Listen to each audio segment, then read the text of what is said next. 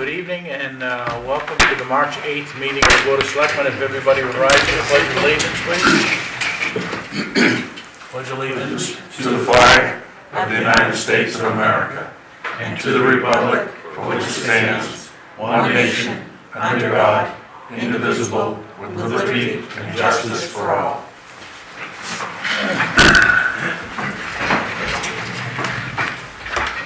Again, welcome and thanks to those of you that are here or tuning in. Any announcements from anybody on the board tonight? Sensing none, any addition or deletions to the agenda? We're all set there. We do have an appointment tonight. We've got Andy Highland with us from Port City Architecture. Give us an update on the work that's going on, planning the potential expansion of the central station. So, you want to turn it over to you, Chief? Matt was going to kick it off. Okay. Thank you, Mr. Chairman and the board. We asked, obviously, Andy Highland from Port City Architecture to come in tonight to give us an update where he's at in the planning stages on the early on proposal. We've worked hard with him over the last couple months, town staff, staff at the station. Hopefully this plan looks at where we are today with the space needs and what we're envisioning for years to come. We're thinking this maximizes current facility and then based on what he's put together in his plan, where we are for many years to come to serve the citizens of Waterboro. So, Andy? Okay, great. So last time I was here, I think we just really went over the needs portion of it. And there is a need at the fire department for more office space to really get the bunk rooms out of the second floor because they're in kind of an illegal situation up there for sleeping quarters on the second floor. And to just kind of reorient it, make the building friendlier, and add, like I said, more office space, and also a really day room where the volunteer call staff can also kind of interact with the paid staff and to get some camaraderie in the station.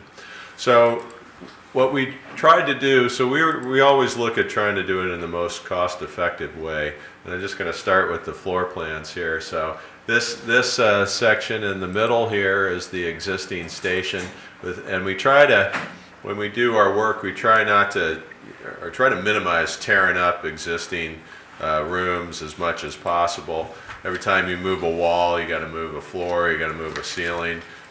So if we can repurpose and reuse rooms, we always try to do that, and instead use our resources on new additions. So what we did was built like a 30 by 68 addition on this side, and another one on this side for the personnel, and then added, and I'll show you in the model, it'll become more clear, another apparatus bay on this side with the possibility of another future one balancing it out on that side as well.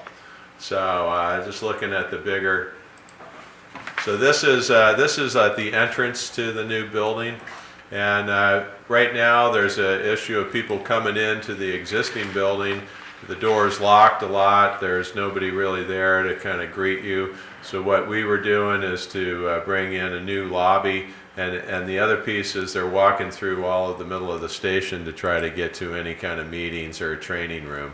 So what we did was we took this training room that was right here right now and divided that up into the day room and built a new training room and town meeting room on the front. So this is right by the parking lot that's out here. So people coming in, there'd be a lobby. This would be the administrative offices with a window here to greet you. A couple of bathrooms in the front as you come in. And this as a little emergency kind of treatment room if people do come into the fire station for treatment or they're concerned about their health. That would be kind of an immediate room that they could use, and it's also going to try to double as some more office space. So we added a couple more offices here, left these offices intact, on the addition. The existing training room, we really just kind of took one wall out and turned that into a fitness room. That's a real requirement for police and firefighters, any public safety, to just have a universal in there and some treadmills to stay in shape. And then this is the day room. So we just opened that off at the training room, didn't do a whole lot of revisions in there. The kitchen we left just like it was. We just there was a wall here that we took down and really opened the kitchen to the day room. Then in the second addition on the other side, this is where we moved the sleeping quarters that are right now in the second floor of the building. And they're not in a good position. They're really, the first egress is down these steps into the apparatus bay, and then there's a little fire escape on the back. What we've done is small rooms that are like 9 by 14, I believe, something along those lines. And then we do the individual baths out here, and this gives you the flexibility to put one person in at a time. That way you don't have to worry if it's male or female staff. We put in 4 wardrobes, so it's kind of like a college dorm. So there'd be 4 wardrobes and a desk. And so a wardrobe here, here, here, and here that's locked. You can keep your personal belongings and your linens, 1 bed and a desk. So everybody that is on the EMS staff or the staff that's staying over the night can have their own room to stay in. 4 people share it, but only 1 person on at a time. Then so the other thing we're doing is trying to create a hierarchy. So from the existing parking lot, this is the most public space.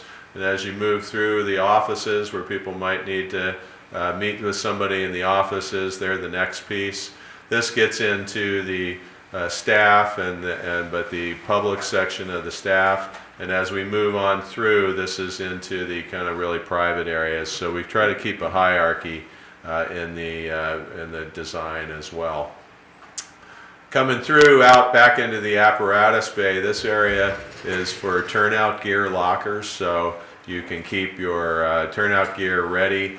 People are coming in off on a call. It's quick access out of the bedrooms, out of the day room. Grab your gear and get in your apparatus and your equipment and out to fire or emergency quickly.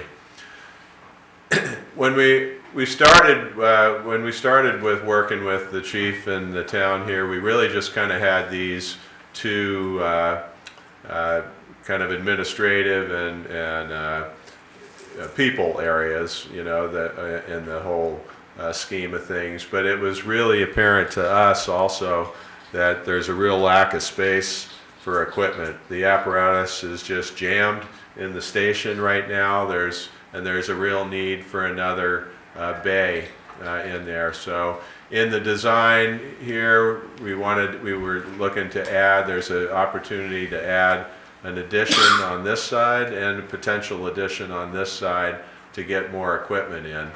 That also allowed us to, this is your decontamination room. There's a small one that's really not adequate right now. This is really more of a modern decontamination room, and what that is if you've come in off a fire and you have some sort of toxic chemicals on your turnout gear, you can walk right in here. This is a big 5-foot by 5-foot tiled shower. You can actually drench your turnout gear right in the shower.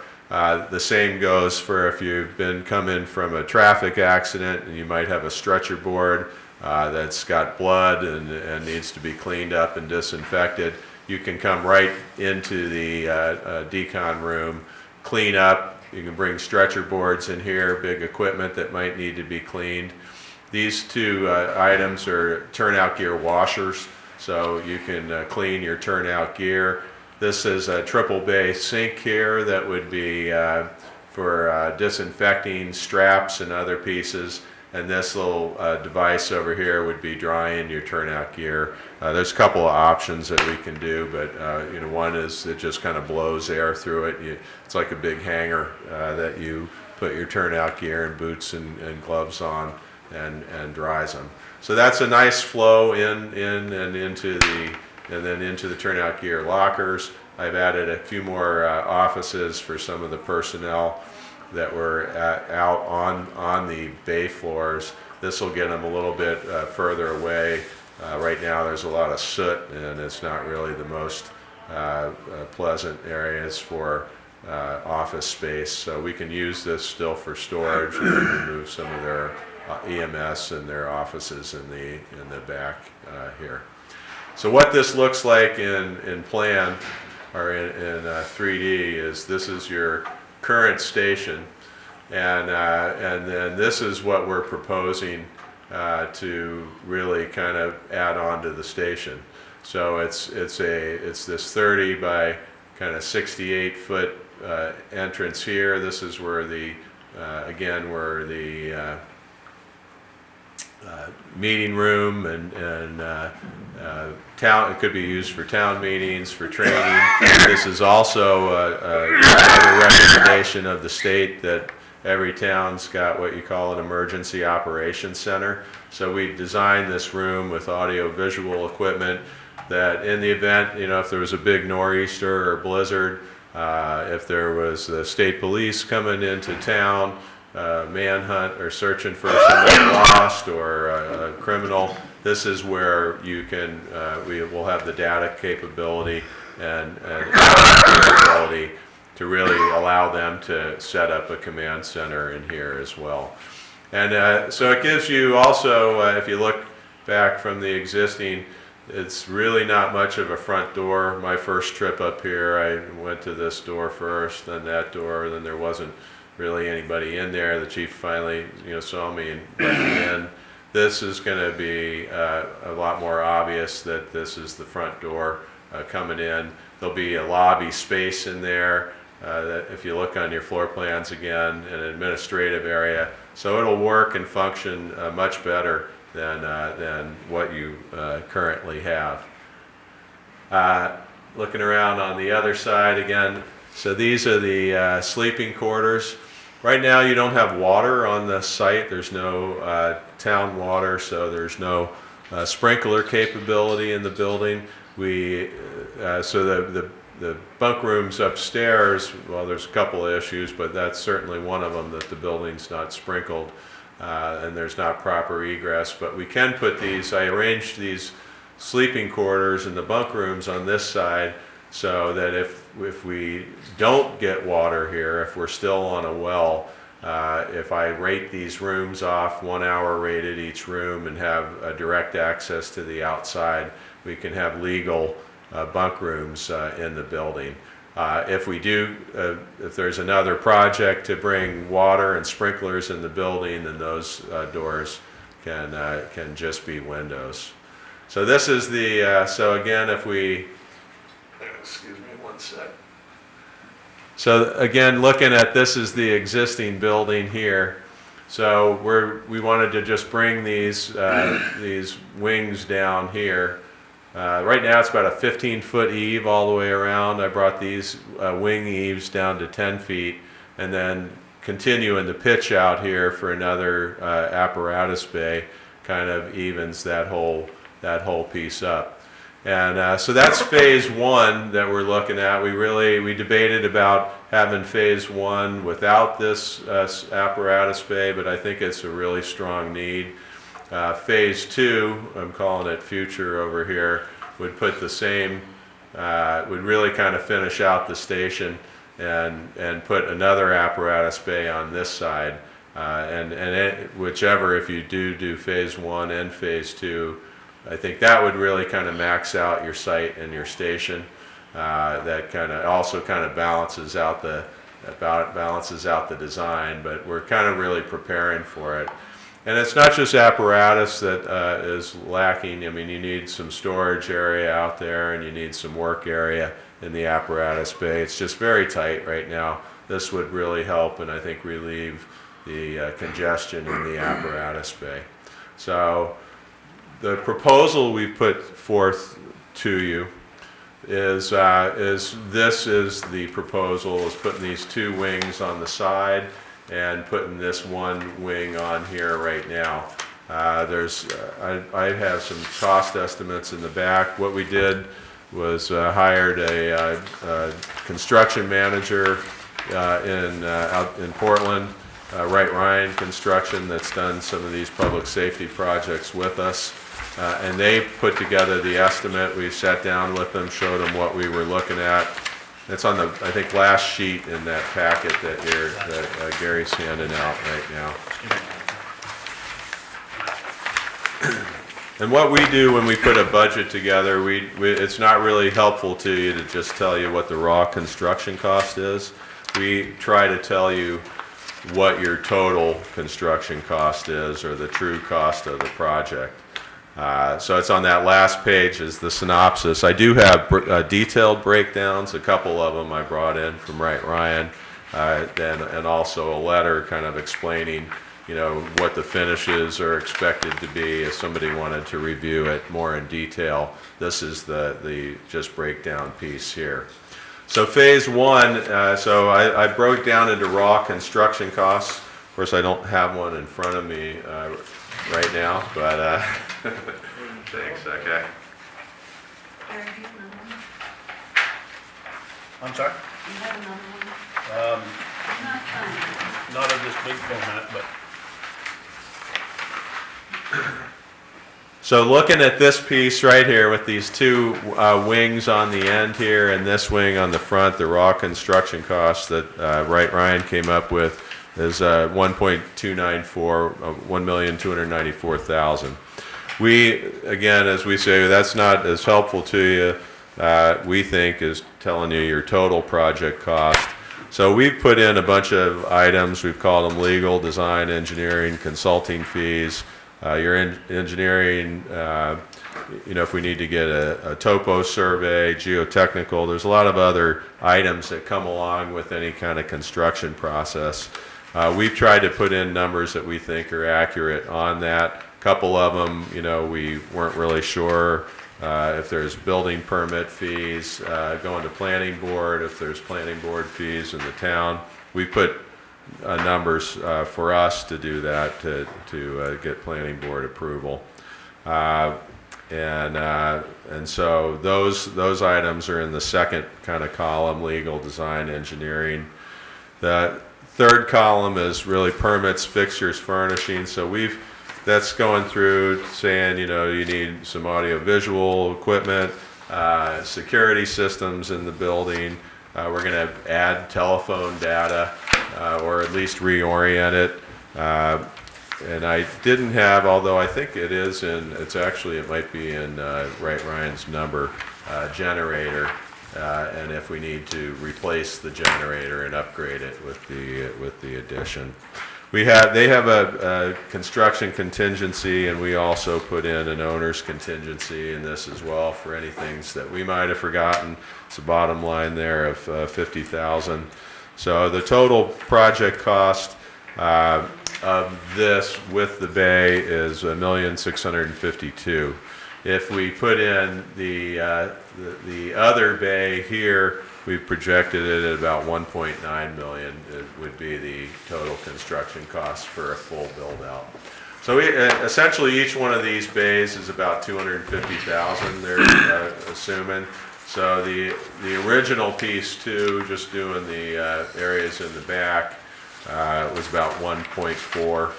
So and then it gets up to 250,000 for the right, 250,000 for the left. So about 1.9 for everything, and 1.65 for phase 1.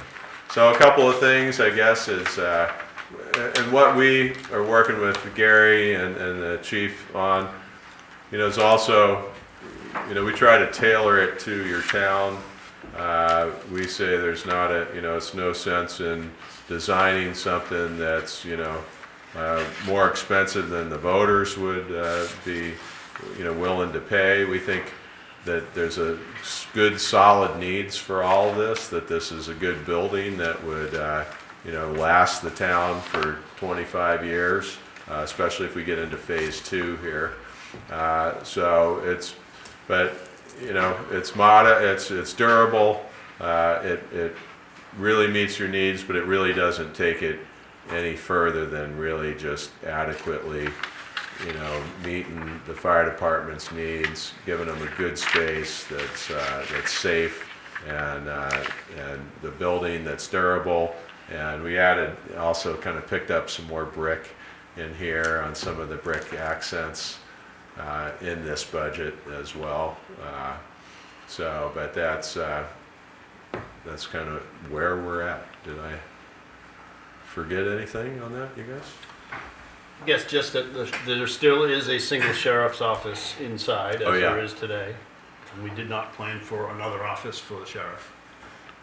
We've got a lot of bathrooms in here, which you do need when there's a fire call and there's 3 people on duty, but we have to have a handicapped bathroom, thanks to ADA, and we've been working around that issue as well, but it doesn't seem like we can do much. We could repurpose the bathrooms right next to dispatch, right where his cursor is. Yeah, right there. there's the 2 bathrooms in here, so really we put these bathrooms in the front here, so you could lock off the main portion of the fire station. If you wanted to use this for a meeting, a town meeting at all, you can come in, have a couple of bathrooms here, and have the town meeting.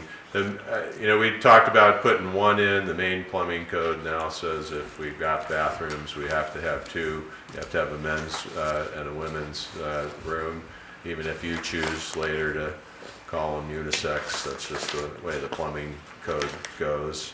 And they both have to be handicap accessible, so they do take up a fair amount of room, but I think that's a good piece to have them in here.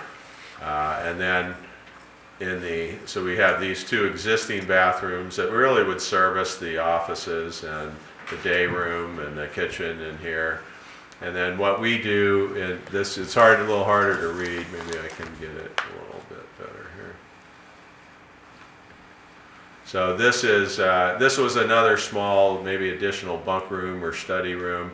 Each one of these was another bathroom and shower. So somebody can come out and have a private bathroom with their bunk room. I put in 3 of them here, and this one's a handicap accessible one as well.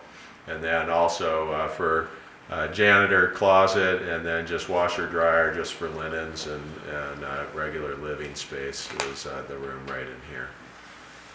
When we started this process, we were thinking that we could take care of the existing needs with these 2 bump outs on the ends without any truck bays. And I guess if we were going to have a 0 to 5 year philosophy on what this addition is going to be, we could probably do that. But the deeper we got into this, and Dennis suggested, and I think the dominant philosophy from the board here was, let's take a look at the 10 to 20 year need, and that's what we've done.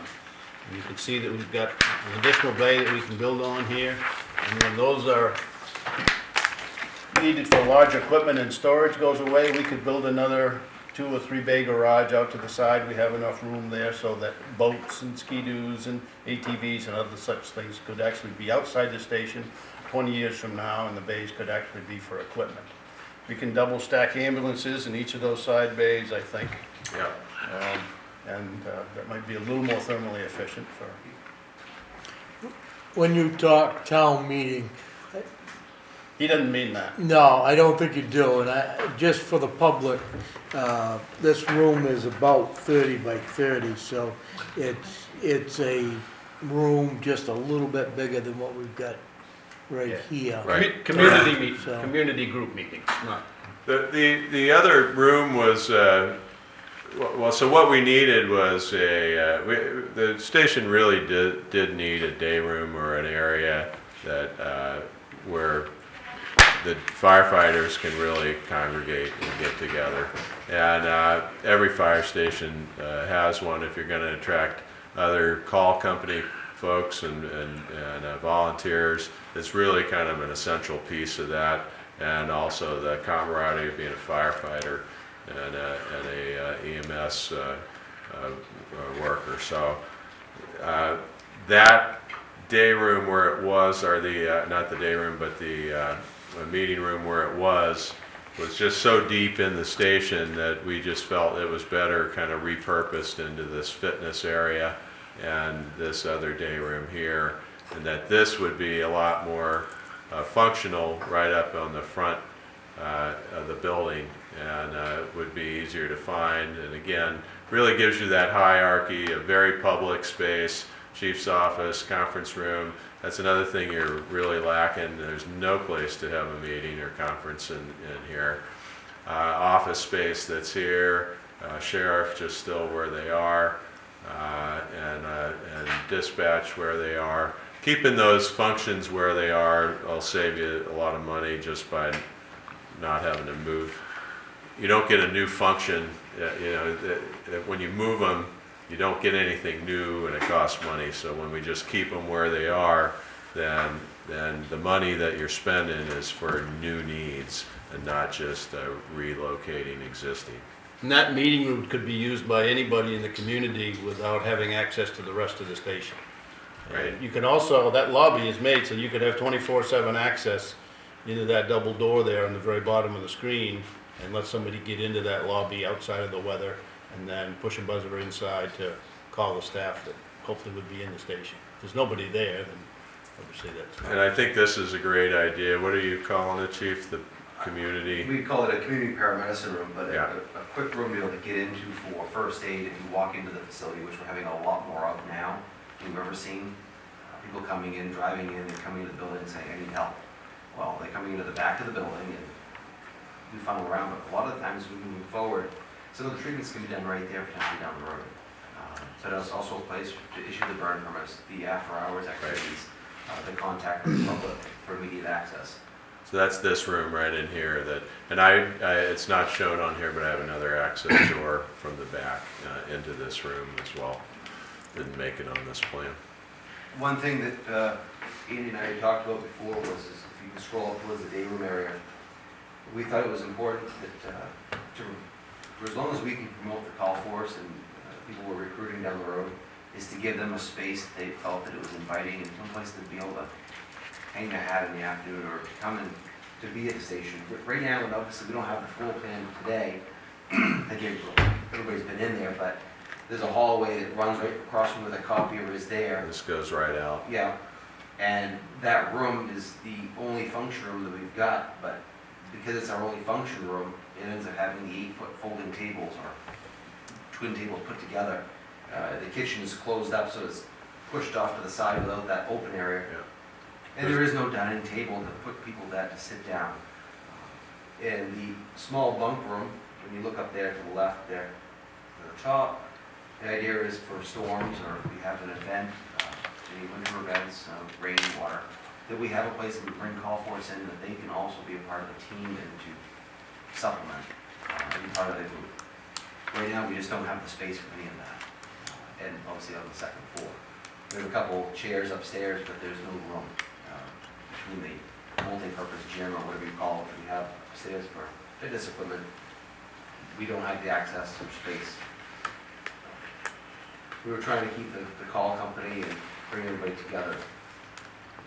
So the plan is to continue to use the upstairs for storage. There's IT equipment up there. I think it's still needed room, but it's really not, it's not really legal right now, I would say, in my architecture opinion, as a really habitable space because of the egress. You need another stair tower that's rated out of there that would take you to directly to the outside to make it legal. Anything besides storage, I think, up there. The other big reason for, if you go towards the bay, that on phase one there, once that gear area gets put in, that area along that wall, or both outside walls of the building, is where we store a lot of the equipment for standby. Spare hose or portable pumps, extinguishers, air pack bottles, stuff that's going to be going on in the trucks after we get back from a call. So we dry the hose obviously on the floor, but right now that's the workbench. And as you know, we've tried to save a lot of money over the past several years by doing as much work internally One of the full-time gentlemen has a his EVT certification on some trucks, so that we've documented savings of 15 to 20 plus $1,000 in the labor cost doing internally Per year. per year. So we want to see that continue for as long as we can, obviously. You know, so that leaves space available for that work, whether we ultimately look down the road of purchasing some portable jacks, or those lifts, which would be great for the apparatus if that's the case down the road, if we can continue in that direction. But it also gives us space in that additional bay and an adequate decontamination room, which we don't have. Yeah, this was an important safety function for any fire department today, is the decontamination area, and really to be able to, again, clean, blood and decontaminate equipment, as well as drenching off your turnout gear if needed. Can I ask you a question? Sure, go ahead. What kind of apparatus would that be adequate for, given the height of the door?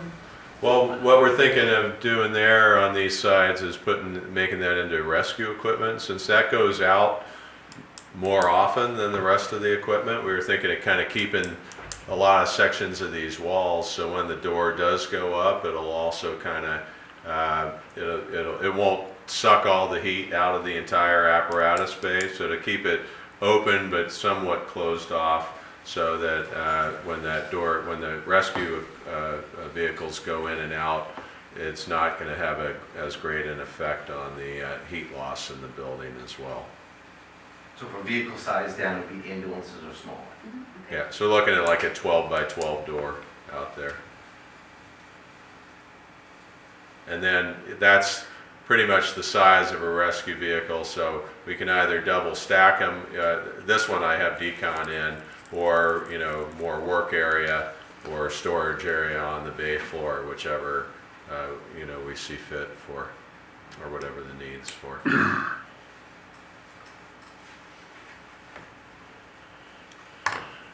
Okay. Questions? Anything else? Questions? Yeah, I got several questions. I've been jotting some things down. I'm not real thrilled with the stacking idea of the ambulances. Invariably, if we go with Murphy's Law, if we have an ambulance, let's say, that's in the lead, even if it's the one that's supposedly in the best condition, we run the risk of locking our resources in there if that ambulance doesn't start, or we have to pull it out of there, or whatever. And I think that we really need to take a look at that in terms of public safety, about how, when we're stacking vehicles like that, I'm really not too crazy about that idea, but so there might be some type of workaround, even if it is going with that phase 2 section of it. Some of the questions that I have, and it has to do with some existing problems. I know that in this current Bay Area, we had some studies done where one of the things identified was there doesn't seem to be appropriate exhaust in that bay, and I think that should be addressed somehow within this whole scheme of things. Because remember we were talking about fumes and stuff from the engines, there was no way to vent that out. We've got the airbag system in there now. Oh, the total airbag system's The in there? airbag and Okay, system. because I know we were looking at lighting. There was inadequate lighting in there from the original design, and I know that there's a lot The of bay work. lighting, we fixed the bay, current bay lighting's been fixed on a grant, so we did that On the last grant, year. yeah, okay. So that's out of the way. Is the septic designed, or will be designed in this so that it can properly treat any toxic materials? I'm not so concerned too much with the blood and stuff like that, because that'll be covered with like your Clorox and decontaminants and stuff. But if you have toxic things, I have some concerns maybe where that's leaching out, without being properly decontaminated. There's gonna be a holding tank in it. I would assume. What's that? Is there a holding tank that you had planned on the for the bay apparatus drains or a separate holding tank altogether? Well, certainly, there's oil water separators for anything coming out of the apparatus bay. Typically, you know, this is a first, well, actually Buckfield was on a septic. I don't know if there's any really regulations on, you know, worrying about, you know, blood or, you know, just something on your gear going into the leach field. It'll definitely go into, you know, the septic tank and then leach out into the leach field. So, I mean, it's not often that, you know, there's I'm thinking more of the toxic, like a you know, like PVC factory chemicals fire. and stuff. If they have if they have a tractor trailer truck that has, you know, issues that, you know, its cargo is, you know, very hazardous. More than likely, that won't even make it back to the station, Right. if that was the case for that, with DEP. Yeah, I mean, a lot of times, you know, you'll do an initial kind of hose down out at the site, I think, as well. So Right. this would just be kind of a secondary, you know, clean up. Okay, next question is, one of the issues that we have down there is the roof. I know we've talked about having to have a new roof installed on there. With these additions, I see some issues where we now have a greater expanse of roof that's gonna collect more snow, you know, because of that expanse. I mean, there's just more area. Plus, you know, we now are introducing some valleys in that roof that I just don't want to compound the problem that we already have with the roofs. So, you know, I think we need to address that. Some ice damming, or what's the I think, I think the last meeting we discussed transitioning to a metal roof, correct? Yes, yeah. All right. And also, any of these new additions are going to be properly insulated to, you know, today's code as well. So I'm not sure if it's an ice damming. Usually, that's what's causing any leakage.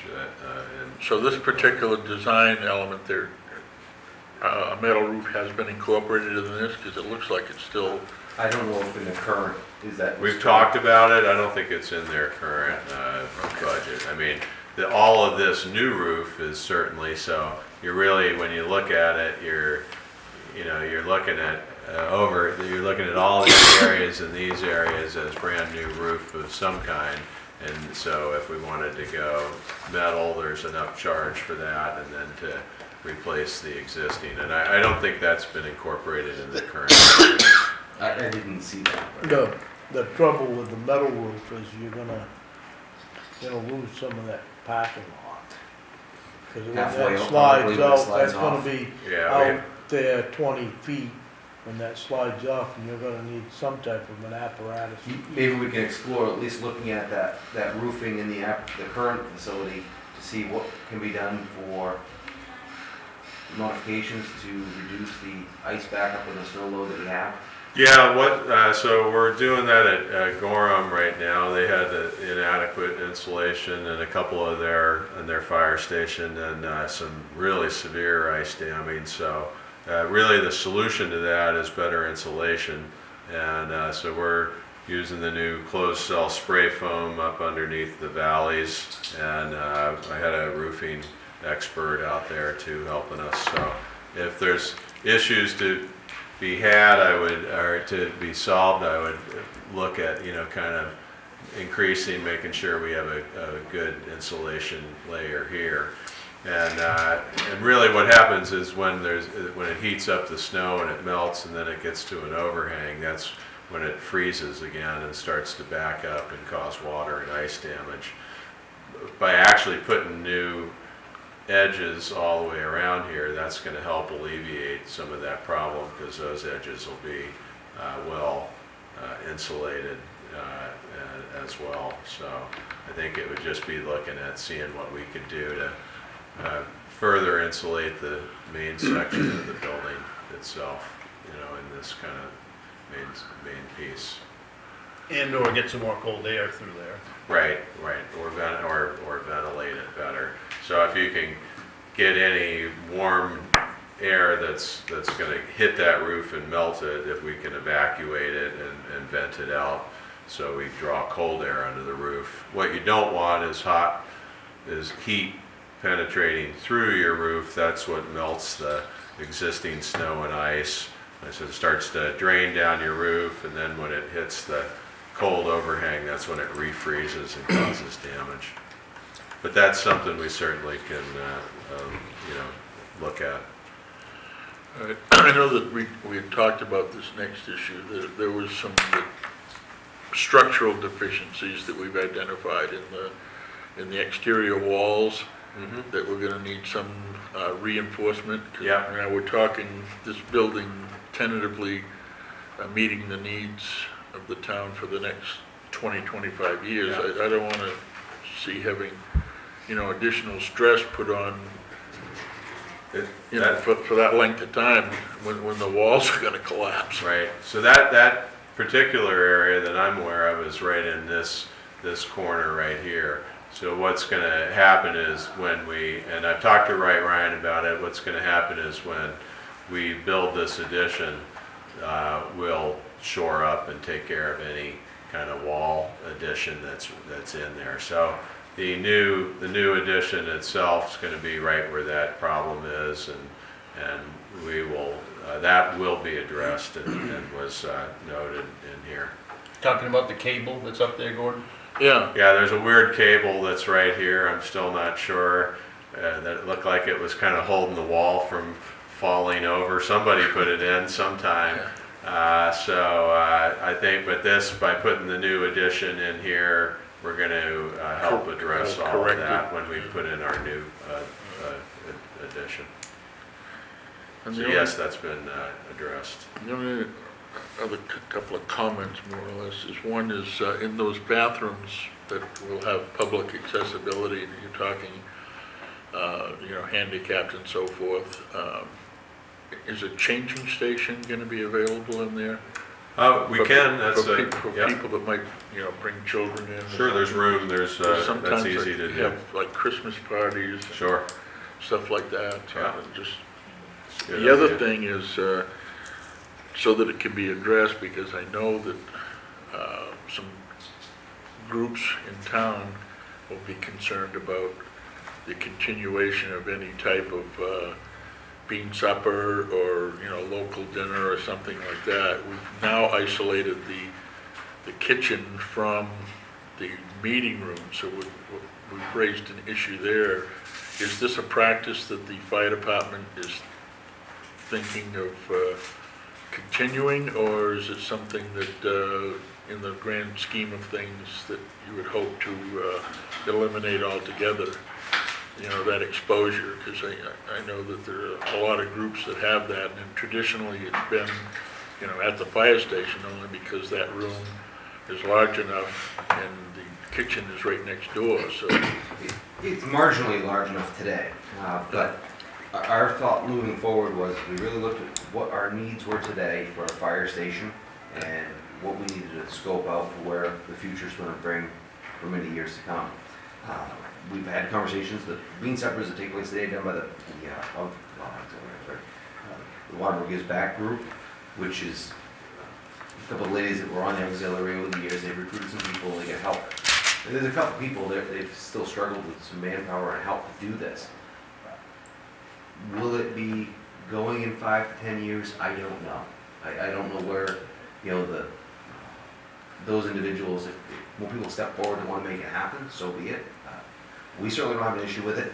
Well, do we have adequate spacing in there? And We have adequate space in that room there is equal, if not a little bit larger than what we currently have. Right. okay, but it's just absent the kitchen facility. Correct, and the conversation that we had was, and I spoke to some of the coordinators for the Waterboro Gives Back as well, and one of the comments we had was, hey, if it's still going on, they're cooked in the bean cookers, those portable cooking units that can be done separately. They make those little push carts. The kitchen still exists down there. There's going to be the Ansel hood. It certainly doesn't make sense having two, just my opinion, that the cost would be outrageous to have, Yeah.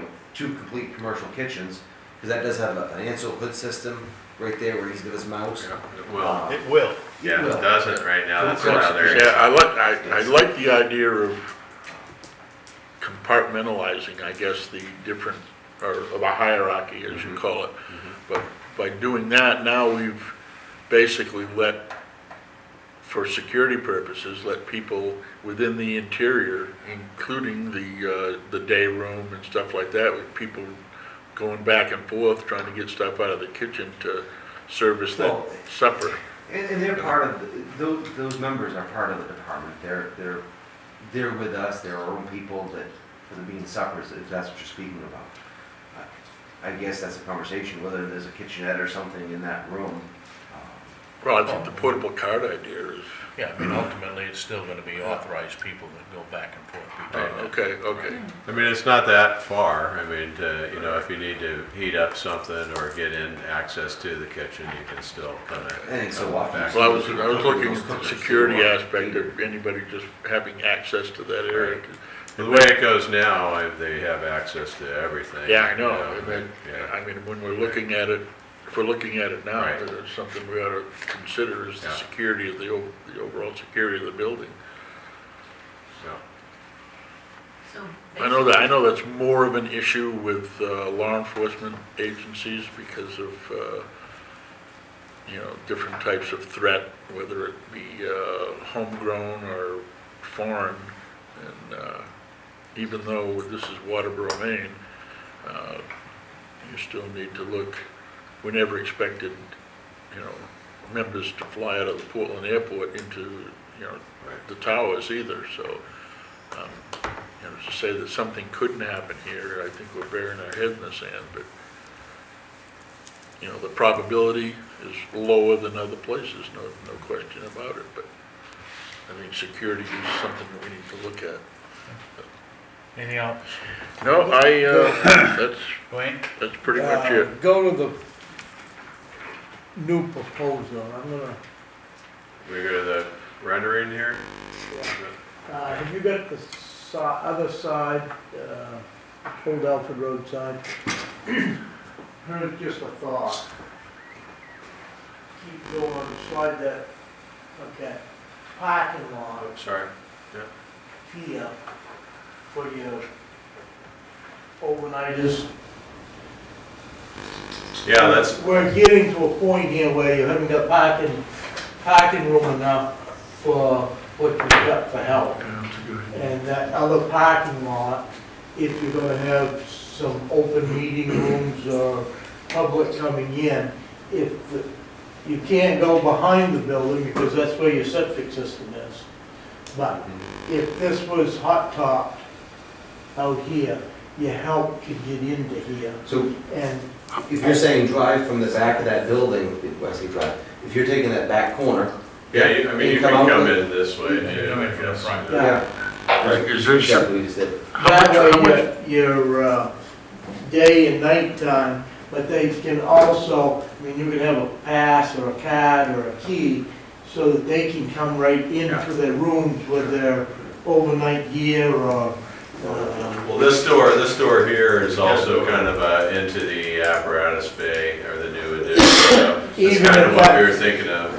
Even you got if the that series area of from 4 there doors, out to right. the hot top for the staff, that would open up what's the some of your distance parking lot. from that extension out to the road? I know that strip is not, This is like 68 feet right there. no, I mean from that, Here to here. No, from there to the old Alfred. the Alfred Road, from where you are now, where your arrow is, Yeah. Yeah, we would have to move to the right. this way. And that, there's Yeah. I don't know how big that strip is. I think that's an excellent idea. I would say you got about 80 feet from the Yeah. existing building to the old Alfred. I think it was 120 roughly, if I remember correctly. Oh, that big? Wow. Yeah. So if you left 35 feet with a green buffer from the old Alfred Road in, that would give you a little more parking. Well, parking, but it will also help with snow removal for the winter months on that side of the building. Yeah. Because right now, the way you look at it, there's gonna be a lot of labor-intensive snow Yeah. removal by hand around the building. But if he can bring that strip so that it comes right to the John Smith Road Yeah. and out of it, that would, take Right, care of there. an auxiliary driveway If right you- there. If you go back to that picture, I'll try to, There's the road over Yeah. here, actually. yeah. Yeah, But if you left this buffer, yeah. the planning board's definitely gonna want a buffer here. Yeah. But leave this buffer and you've still got quite an area here for your parking. Mhm. But if you go to the other side, if you put a steel roof on that building, that snow is Yeah. gonna end up out here, Right, and you're gonna need some type of a loader to, but that parking lot can go out there quite a ways so Right. that you can double the parking lot, if not triple it, we did, without we getting did, out onto Route 5. we did extend it, if you look here on the existing, and the proposed, so we brought some spaces, because I had lost a couple in here, and added them, and then I also moved the dumpster and location back into a fenced area back in the back, so, Yeah, because but that's more of a I'm net. gonna try to get there without having my head in it, but Uh-huh, your parking lot can come out probably to here, right. and you're not out into Route 5 by any means. Yeah, there's opportunities to expand it, we just were trying to be cognizant of the overall budget, but it's what the, it's, what pieces are important to put in, and we're certainly happy to, If you have a meeting over there now, they're parking on both sides of that outgoing Smith Road. oh, yeah, And then when your apparatus comes out of there, while you're having a meeting, you've got about all you yeah, can they do were, to they get were out all of over the there. place during that Yeah. caucus. If they're parked on both sides of the road. yeah. That was a little bit of, I know, right? yeah. Any other questions on the board? Bridget? Oh, I just wonder about in town, we were talking about the possibility of a community building. Yeah. And, this is clearly pushed that off to the side, but that was gonna be a space where people could have public gatherings where food would be involved. Right now, it seems like the Lions Club will be the only place that the general public or other groups that are not part of your, not auxiliary, but your Waterboro Gives Back group that's part of your department, could have any kind of public gathering with food. Well, Right at the Grange too, I think, is a space. Which is a historical society. Yeah. Do they have a kitchen? Yes. Yeah. Downstairs. You also got a, we have a supposedly open door room down there to Goodall. Down at the medical center. The Wakefield room was designed for a meeting hall, and there's kitchen facilities and whatnot there. Yeah, I don't believe it's ever been used, but it is. Does anybody know about it? Yeah, It is, yeah. Probably have a- I think it closes at 6 PM. Oh, Because there was a group that I belonged to that we were looking at a meeting space, and there was some evening cutoff hours. so there is opportunity here, so this was the old, there's just a little shower in here.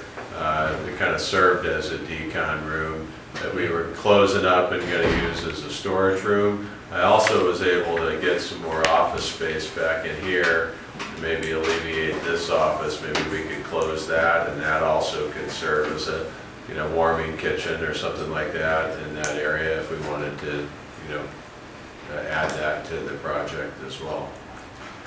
Well, It's got water and sewer right there, or water and drains right there. So that's, a possibility if you wanted to add a small warming kitchen off of this meeting room, you can do that.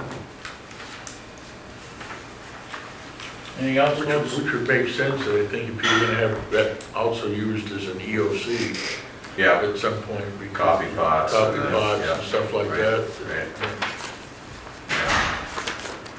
I would talk to the chief about any of this, but I think that. Well, that storage room, the only thing I think that storage room was originally planned for was for audiovisual, Right. for, But when we just went through the last rendition and the turnout gear lockers, we came up with, a couple of extra, one or two extra Oh, yeah, the office spaces back there. So that center room could easily be used then? Right, and they're out, they're not right on the bay, so they're in a much better location than the two offices that you got here and here, that are right kind of in the thick of the bay.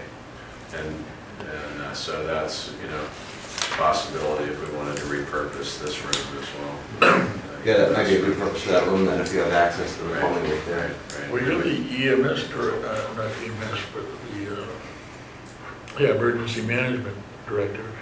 I know that there's federal monies out there for construction for EOCs. I'm wondering if you can get online or something, maybe tap into some financial source that might,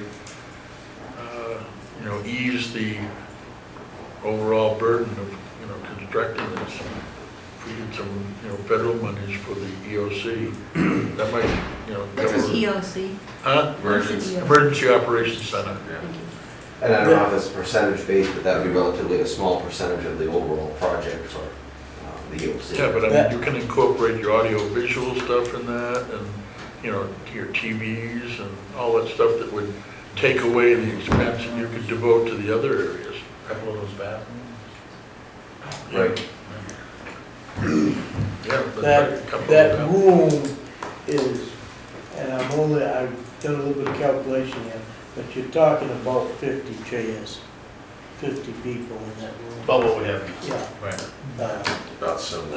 This room here is designed for up to 44 or 46 people. So.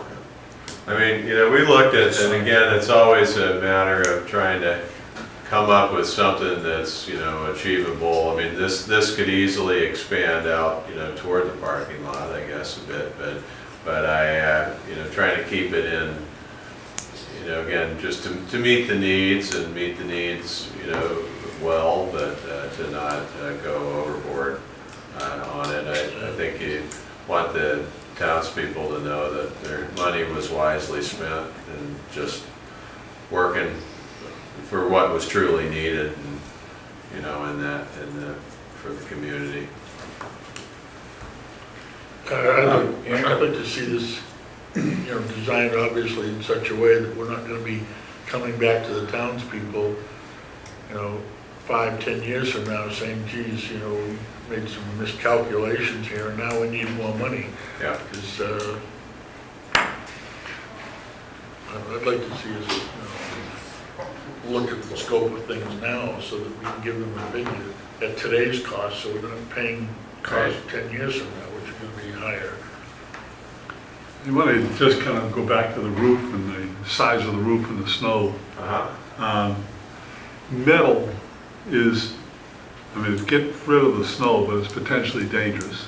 You got a snow slide going on there. That back corner to the right, where you have two expanses of roof going into that corner where that door is, that's going to be a snow collection area where it's going to be a difficult. Yeah, I probably should move that. I'm wondering if it makes any sense to not do a metal roof, but have metal sections of the roof where if you get up on the roof to shovel, you can put it on the metal section and it kind of slides off. Right. So you have the metal section where the snow will come off, but it's not next to a doorway where someone's gonna. I think our goal is not to be on Flat. the shoveling it. Right. I was gonna The say, objective is not to have to just go on don't the see roof that to shovel slide right out. now. Well, the objective would be great, but if you have a metal roof, you're gonna have that stuff coming off, a load of it when someone closes the door hard.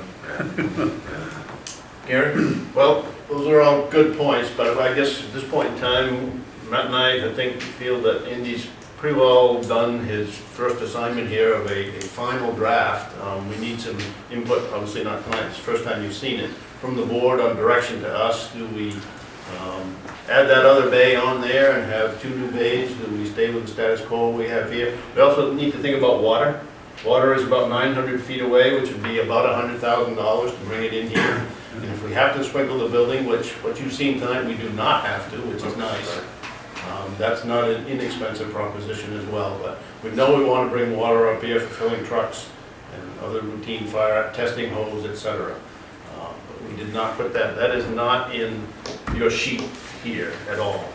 we're gonna put that on Andy's shoulders to put in this bid.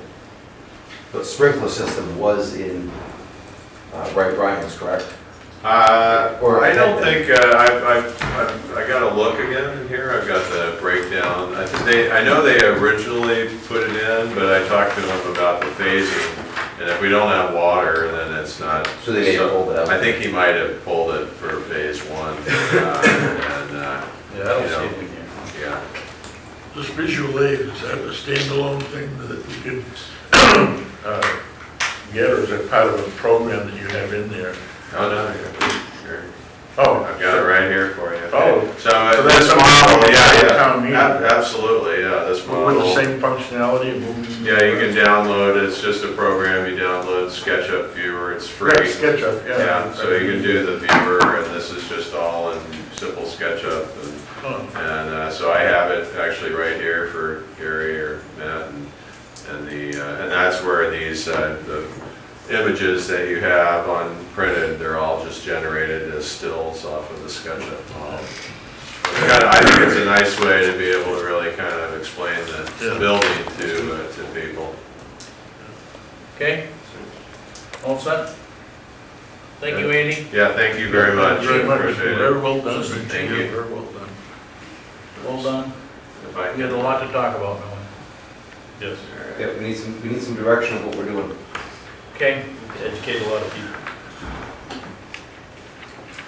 All right. Snap those lights on over there, over there next to it.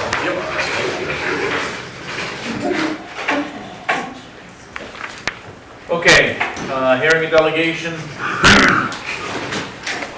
Nothing, we'll move on to correspondence. The treasurer's report, motor vehicle agent February 2016 report.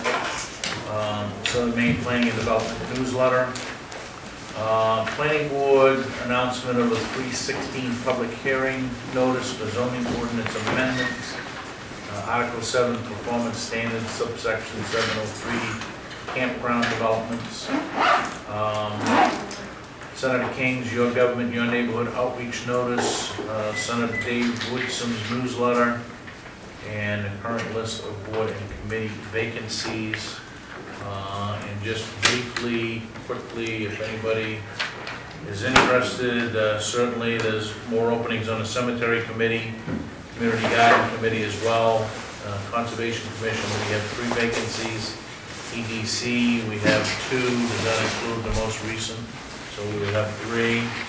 Old Home Days Committee, no members, we're looking for Parks and Rec, we need another person.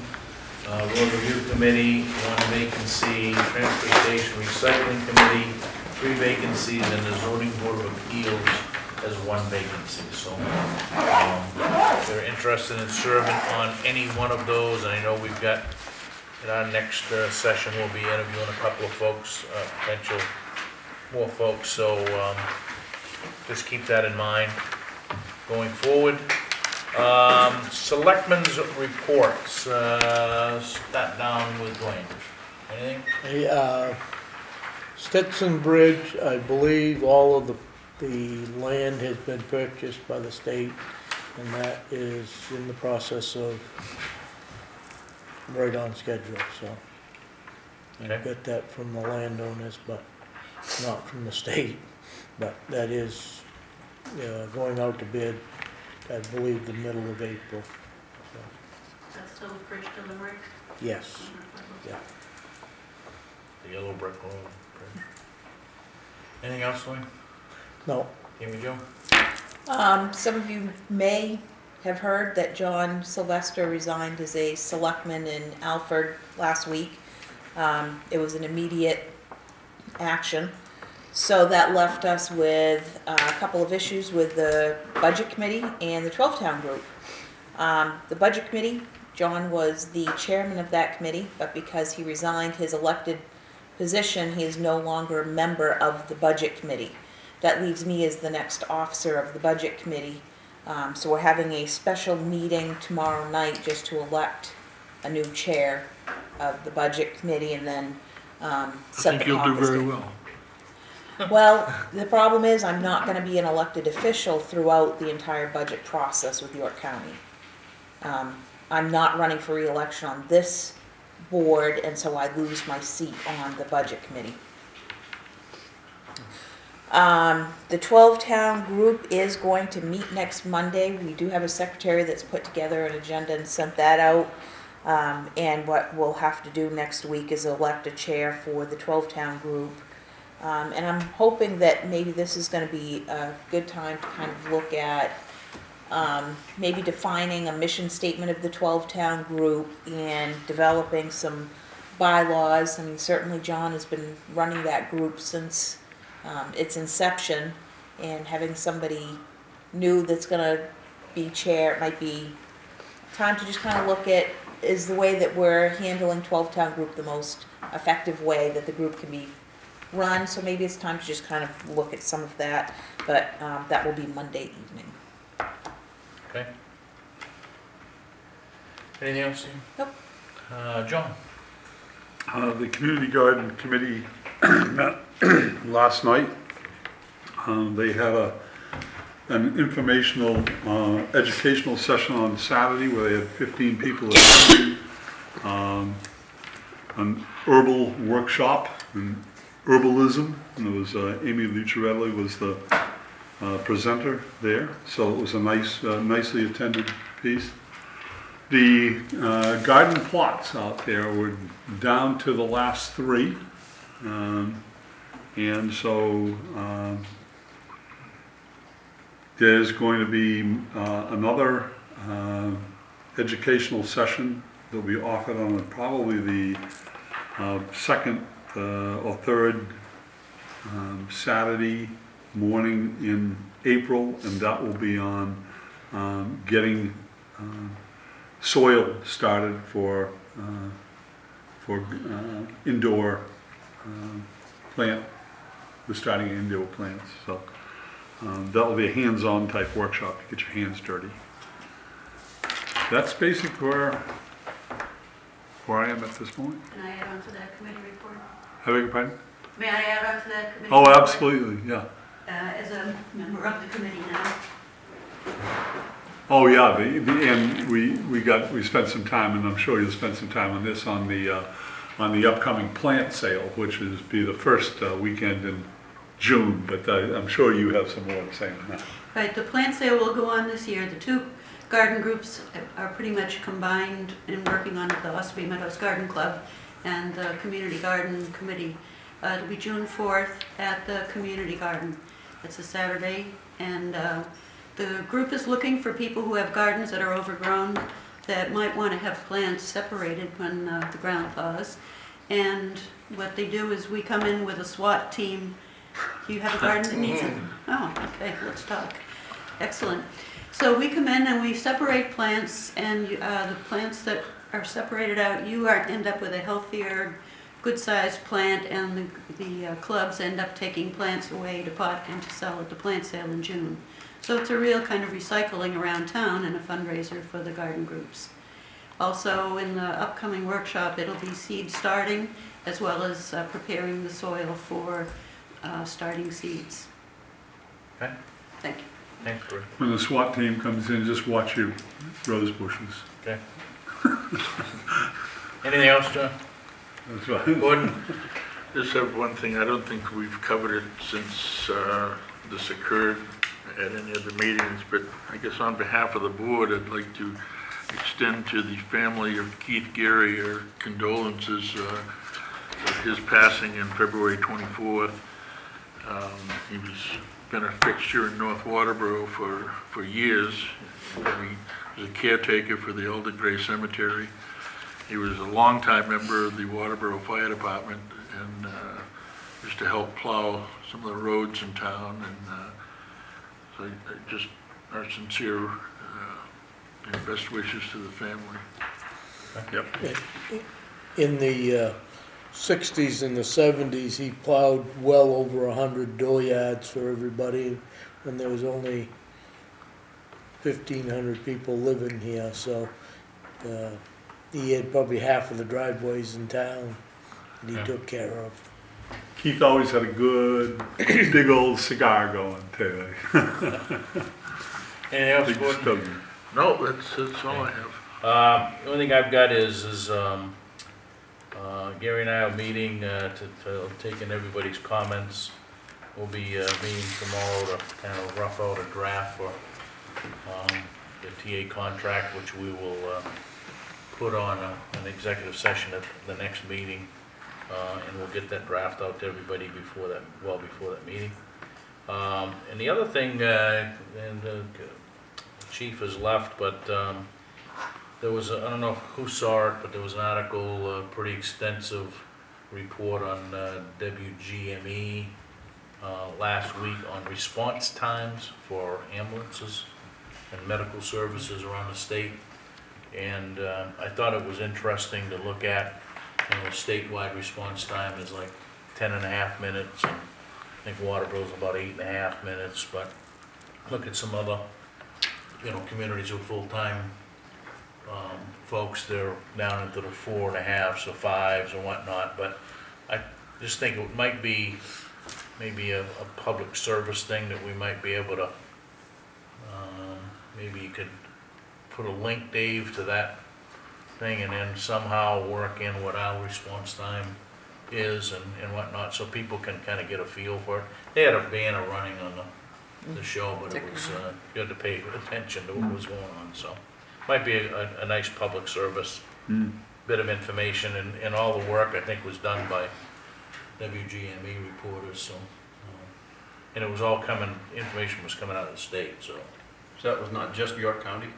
no, it was statewide. Okay, that's all I've got. Gary.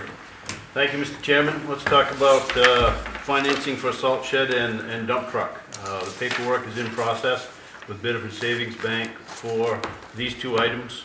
We also have an ambulance to think about purchasing. It will be here probably before the end of the fiscal year. Our first payment will not be until after July 1st. Gordon, if you don't have one of those. I do, it's John just- didn't give it to you. Yeah. We'll be looking at some different financing options, or some more financing options for the ambulance. Certainly Gorham Savings has been competitive in the past, and others too perhaps, but I just wanted you to know that Biddeford Savings has extended that same 2.72% to an ambulance if we want to utilize that. And our bond counsel, our attorney, which we have to have for the bonding under the general obligation, full faith and credit type borrowing that we're doing. There will be documents that will come back to the board here that will require your signature. It's just a requirement, so it's not something that I can do, nor should I be doing. You folks will be doing that. In terms of status of the salt shed bids, they're due by noon this week, so we'll be, Owens will be here on Thursday. We'll be tabulating those bids and going as fast as we can to come up with a recommendation. There has been some renewed interest. We're hoping we'll have, I'd like to think we have 3 or 4 bids there, but this is a big building and not many people do them.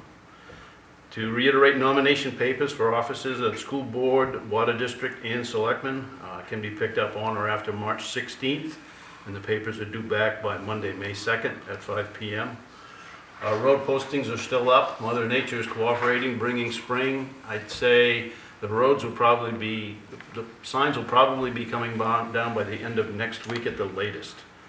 So just stay tuned, and we certainly will hit the website if Doug decides to pull those, along with our neighboring towns. I think they'll all pull them at the same time as usual.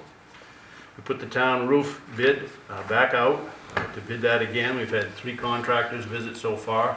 All 3 of those firms are different from bids that we had last year, and there's a 4th one coming this Friday, and those bids are due noon, March 25th. I got my annual phone call from Florida, I think, SBA Communications, offering to buy out the cell tower lease. They're offering $187,000 this year, which sounds like a pretty good chunk of change, and it is, but the lease itself, if you run it out to 2065, would bring a total of about $650,000 to the town and land trust. So I think the recommendation was probably, we're going to stay right with that. It's better for the long run. And then we have an update to the planning board and zoning issues. Next Wednesday, there's a public hearing for changing the campground ordinance. And I just wanted Bridget and the folks at home and the board here to understand that that is just to change the campground ordinance. It has nothing to do with the BOZA Blackburn's campground at all. The campground application will probably come in sometime later in 2016, but we really don't know when that will be. And on Tuesday, March 15th, there'll be a Board of Selectmen workshop in this room here. We've also invited the entire planning board, and we're going to be talking about design review standards and guidelines, and also one other thing that I'm going to touch on in a few minutes here, another option to 2.08 ordinance sections, which we've been talking about for a long period of time here. You will also walk out of that meeting with a list from Lee J on a variety of things that he's seen in the short time he's been working for us, and you'll see what he's been working on and what those changes and suggested changes are down the road. The Budget Committee hopes to finish up their work this Thursday. Their task is to come back and fill out all the blanks that they've not done so far. They've been meeting since December 30th every Thursday night, and they're eager to meet with the Board of Selectmen in a workshop, and they just wanted to pass on a Thursday night is better for the majority of that group than a Tuesday, but they're leaving it up to you as to when you want to have a workshop with them. I think everybody's heard about the caucus attendance statewide, which is great to see, the turnout in both parties, but we had a situation at the fire station that we cannot have repeated. I think we can no longer have caucuses at the fire station because we don't have the space available. Had there been a fire call on Sunday when there was over twice the building occupancy in there, our guys could not have parked close enough to the station to normally get to the station in time. So we'll be setting up probably a sign-up sheet, some additional data that Christina and Laura and Matt and myself will review as necessary so that public gatherings will not be able to help there if there's any chance of a turnout. And finally, we sent out foreclosure notices for the 2014 tax bill. We sent out about 200 of them. The valuation of that the tax value of that property was just under $300,000. And I'm pleased to say that 84% of that money has come in. So we have only about $46,000 of the 2014 year to collect. And I want to thank taxpayers for coming in and making those good. We still have some older ones out there, but we're constantly working on those. Other than questions, that's it for me. Is that the 99, foreclosures that was involved here about a month and a half ago? This is just the 2014 year. There's certainly others before that that are still Okay. out there. So we're, Yeah, These are About just a- the ones that were maturing this year, right? That's I was gonna say, about a month and a half ago, you said that there was 99 tax lien properties that were completely, we was foreclosing on. we have foreclosed on numerous others in the 2013 and 2012 years that are still Okay. out there too. So we've still got those old ones that, we had one sale since I started here 2.5 years ago, and that was all undeveloped property. So we still have, we've taken that 25 ones with structures, we probably cut that in half, people have paid up. So we probably have somewhere between 10 and 12 foreclosed properties that we can take when we're ready, if we want to, if they don't pay up. So that's dwindling hard, so. Yeah. The last smaller percentage is gonna come Yeah. hard too. Yep. Yeah. Okay, Thank you. all right, new business. Talk about the Library Board of Trustees bylaw changes. I think in your packet, you should have seen proposed bylaws and also a red line set of bylaws that Town Attorney Natalie Burns had presented or recommended. And have Natalie's changes gone to the board, the Library Board of Trustees? Yes. So is what they're presenting incorporated those? There's not a lot of difference between what Bridget did and Natalie's. I think she and I could work out the final version here, fairly quickly. As But far as I know, we have complied with everything that Natalie said. She suggested that we might not have to meet 10 times a year, we might reduce it to 4, and we decided that we, like, telling members of the board that we're gonna meet 10. But she said that was simply a suggestion. Well, it's a formality that, you know, we, as you know, over the years, we've asked all of the committees and whatnot to establish a set of bylaws. I think this goes back to 2003 when we approved all of them for all the committees, and I know this one has been revised a number of times. So it's just back to us to approve the revision, not necessarily to, I guess. I think the revisions were up to date until the recent charter, and these revisions are basically bringing us into line with the charter, with the town administrator being at the top of the line. So what is your pleasure? I would move that we accept the bylaws as presented here. They're not complex, it's pretty down to earth, and I think it's time to, I would simply just move to accept them. Which version? The library trustees or the town attorney's version? I tell you the truth, I haven't seen the town attorneys. Well, it was in the package, In the but packet. I think Just what below- Bridget just said is that most of what you presented incorporates her recommendations, We right? have incorporated all of her recommendations that are So legally binding. I would think that what the Board of Trustees has presented should suffice to what Natalie's stuff is. Well, Natalie's language is different than the Board of Trustees. Yeah. And I don't see some of the I- things in here. That, Article 4, meetings, if that read, the Board of Trustees shall meet up to 10 times a year with a minimum of 4, that would cover everybody's, I don't think we would have a problem with that, but I probably should bring it to the board. yeah, and, I mean, that's going with Natalie's and your request. The, Well, she said we had the power to make that decision. She Right. did not. That was only, it was in blue, it wasn't in red. right. Because it says, but at least 4 times a year, so, and she's crossed out the 10. So just Shall meet as needed to needed. conduct business, but at least 4 times a year, That doesn't mean you can't meet every month, yeah. right? I don't have a problem with that. Just gives us more flexibility. But I think, I guess Tammy Jo, where do you Yes, see that Tammy the Jo. language is different? I think when I scroll up to, Article 4, but Bridget seems to be okay with that. okay, And then when you get into Article 5, powers and procedures, that's where there's some changes, where it talks about the trustees and or the library director shall work with the town administrator. It says the library director, so the trustees are taken out of that. Which is what Natalie told us to do. Yeah.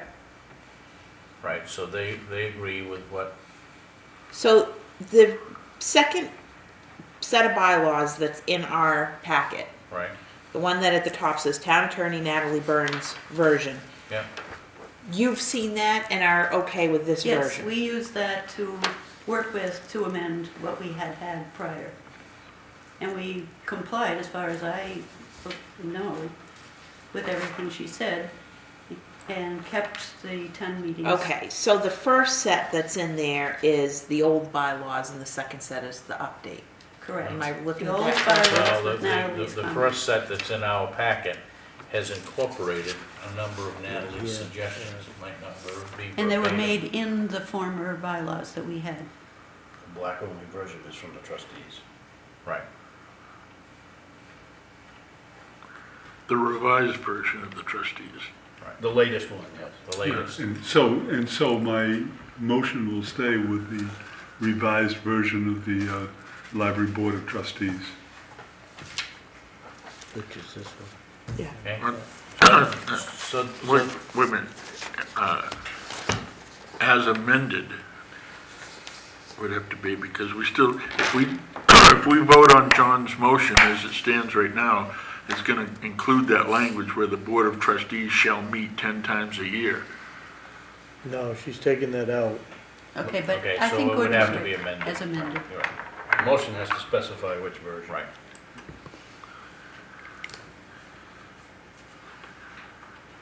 So it should be as amended by recommendations from the, Is it As amended by the Board of Trustees after taking the recommendations of the town attorney. Is there some compulsive reason why we should approve this tonight? No. Or can we get one final document that has the language in it that we can vote on to avoid any And confusion? if Dwayne can get that in the record so that I can get it, because I'm working with what Dwayne The suggested. Board of Trustees shall meet up to 10 times a year. A minimum but of not- 4 times but a at year. least 4 But Up at to- least 4 times, yeah. And that allows you to do what you want to do. I Right. just Shall don't meet- see a huge shall- difference here in putting this Right. thing off. I just, want to, get it off the plate. Shall meet, A minimum of 4 times a year, and not more than 10 Yeah, times. as Maximum needed. of 10. yeah. The but it- maximum of 10 times a year. Are you getting that? Well, it Christine? doesn't say it doesn't say a maximum. Oh. The current bylaws say Want a this? minimum of 10 times a year. You could meet 20 times a year if you wanted to. A minimum of 4 times a year. Your current one says shall meet a minimum of 10 times a year. And Natalie is saying you can strike that and put in as needed to conduct business, but at least 4 times a year. So they're giving you a minimum, but there is no maximum. The Yeah, I minimum, think the Board of Trustees, which to their, I mean, if they review this and they say, well, we still want to meet 10 times a year, They can do that. they can do that. Well, that's what we Still do did. that, Yeah. yeah, So I think, other than changing this one line with an amendment that says, you know, you need to meet a minimum of 4 times a year, but if you want to meet 20, that's fine, but in the All right, would current, you like me to bring new wording to your next meeting? in the proposed language, it says the Yeah, I Board mean, of we- Trustees shall meet 10 times a year. So that doesn't comply with Natalie's recommendation. It isn't, it's a change from their previous. It's the wishes of the board. Bridget and I can work out a clean version and come back. Why don't we do that? that? Only 2 weeks from tonight. I don't see dragging this out just to Yeah. wordsmith it, but if you want to do that, fine, give us a clean version and we'll vote on it up and down in that version. How's that? Okay? Okay? Is that okay, John? It's fine, I just want to be, Yeah, it done. I mean, let's just do it. Thank you very much. Okay. All right, second item, discuss the vote to schedule a public hearing to hear comments on updating the main state statute citations noted in the following ordinances: Town of Waterboro Zoning Ordinance, Town of Waterboro Site Plan Review Ordinance, and Town of Waterboro Land Subdivision Regulations of the Planning Board. I believe the Planning Board has already voted to incorporate those, correct? I believe that's correct, yes. We did that the other night, last Wednesday. So they don't have to hold a public hearing? Or are we holding a joint? They did. They did, okay. Oh, that's right, I'm sorry. 2 different, I'm thinking 208 still. Okay, so they've made a vote 7-0 to pass this on to us. So when would you like the public hearing?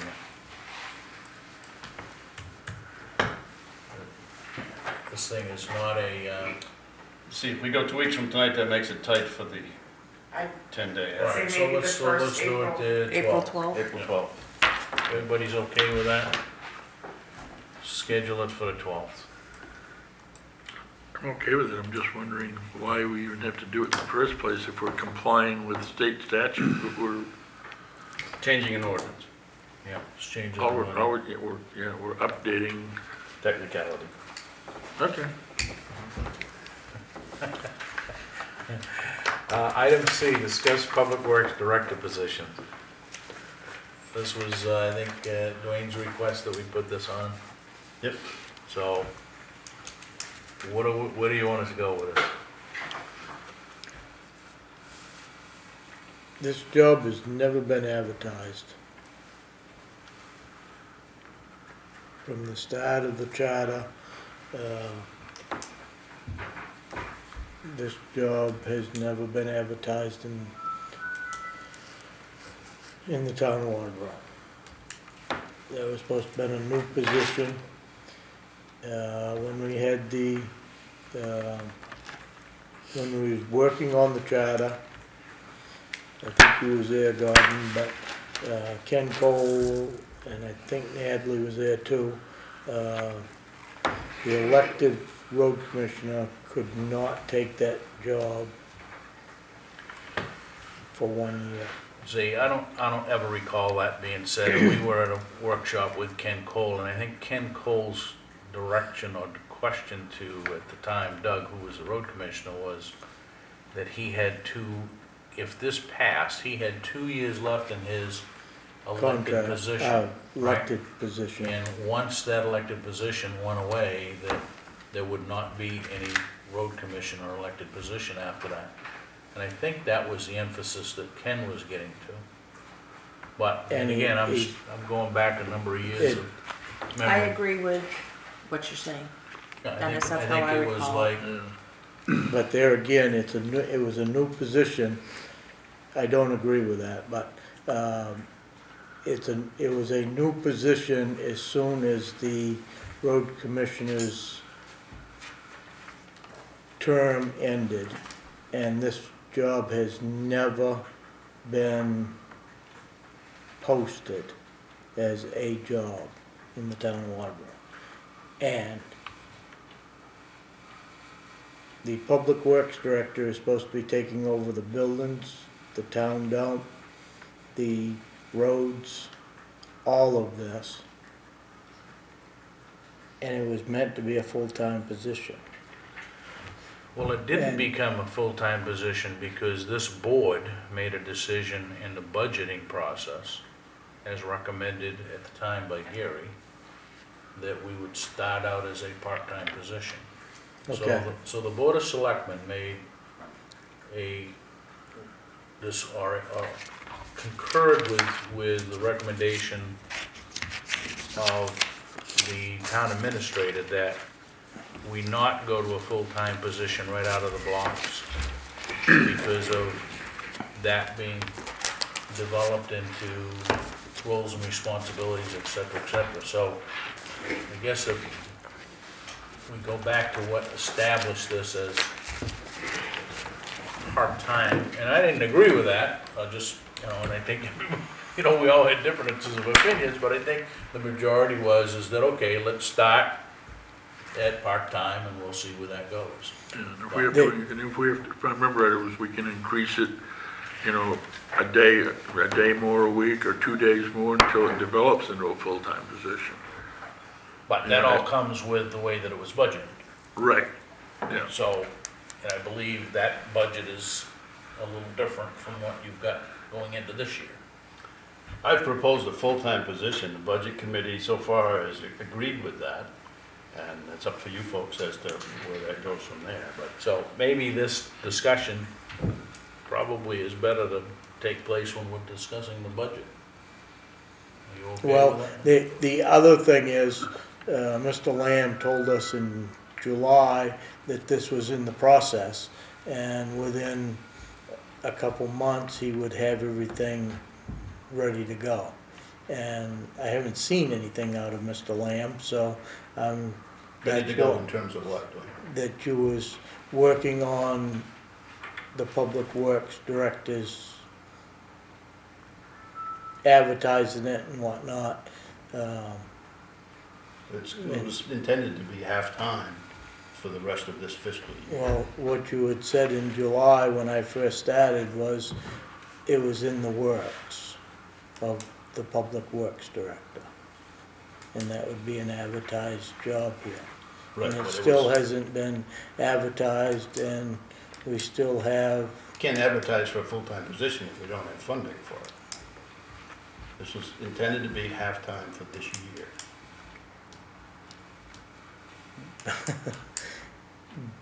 But you told us that you was working on that and it should be done by the 1st of September. And again, That was what one will of be the done? first meetings that I was here, and that you was in the process of hiring a public works director. No, I don't ever recall saying anything other than part-time person. Let's go back to the legality, because you raised that a couple weeks ago. Yeah, You and I talked about this a year and a half to 2 years ago, when you raised this same issue with me. Yeah. The answers are the same today. Doug, as the elected road commissioner, was never a municipal officer.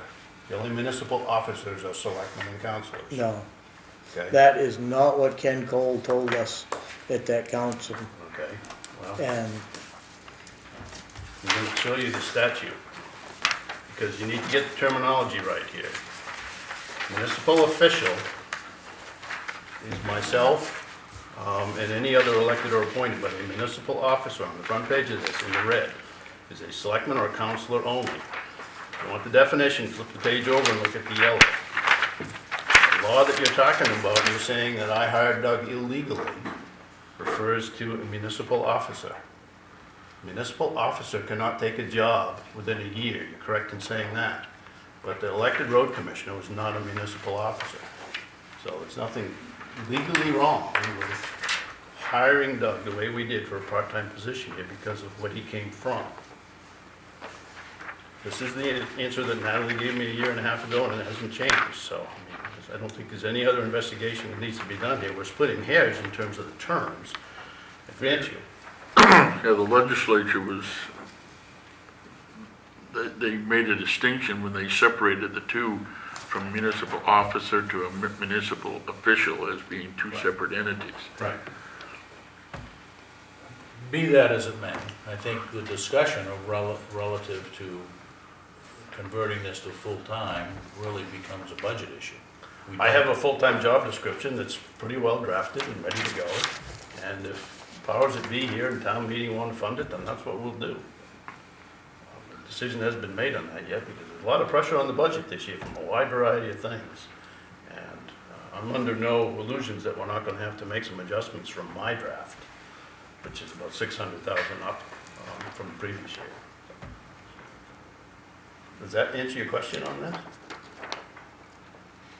it does here in writing, it doesn't as far as what Ken had laid out that night, because he stood right there and said, Doug, are you gonna be ready to give up your job? I really liked my recollection of that, Dwayne, because it was a joint workshop with Ken here, was that he was talking Yes. about if this charter goes through, there will no longer be a road Road commissioner's commissioner, job. but the conversation that we had over in the other I office don't know about that, that but I know night here, was very extent on that.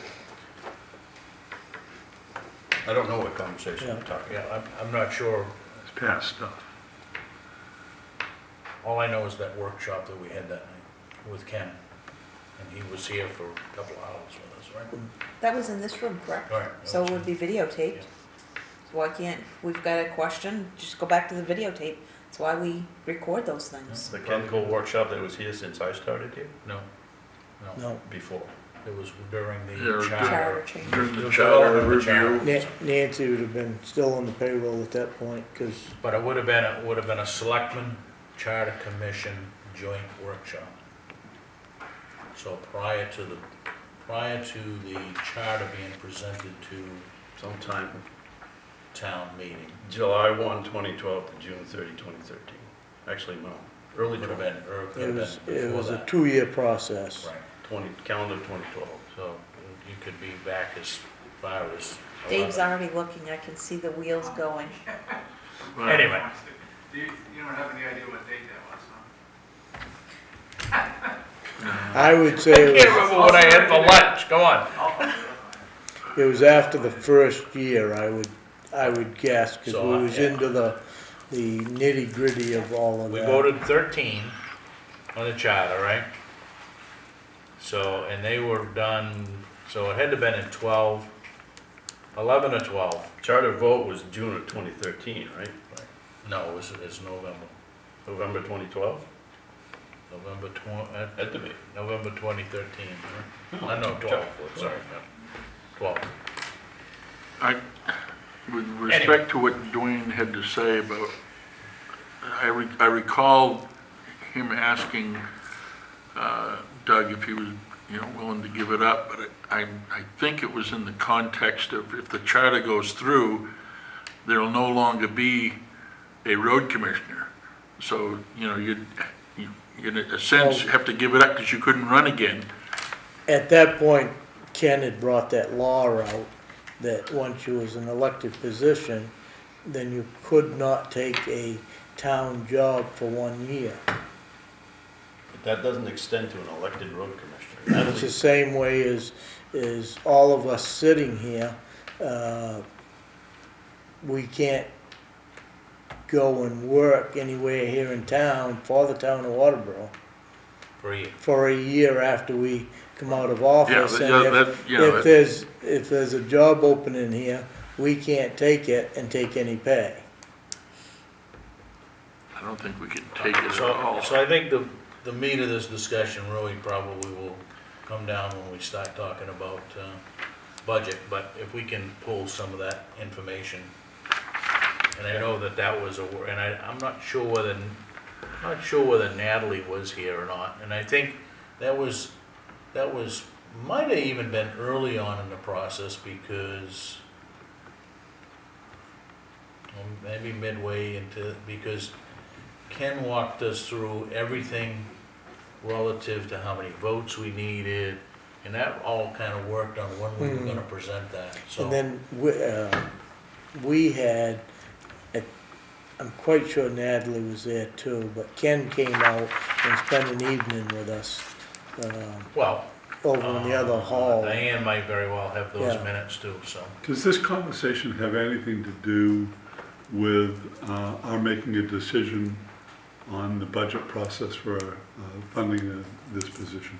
Not really. Or are we just kind of going over old? I think we're just plowing some old turf here. But anyway, I think as we start to work our end of recommendation of what the budget's going to be presented to us, I think this has to. And when this job goes out, Doug has the right at this point to apply for the job and could be very well qualified because that year has disappeared. Okay. Anything else? Add anything to this? If not, we'll move on. Next thing is to accept a resignation. We have a resignation that actually went to the EDC, should have come here, but I think now has been forwarded to us with Corey Woodsome resigning from the EDC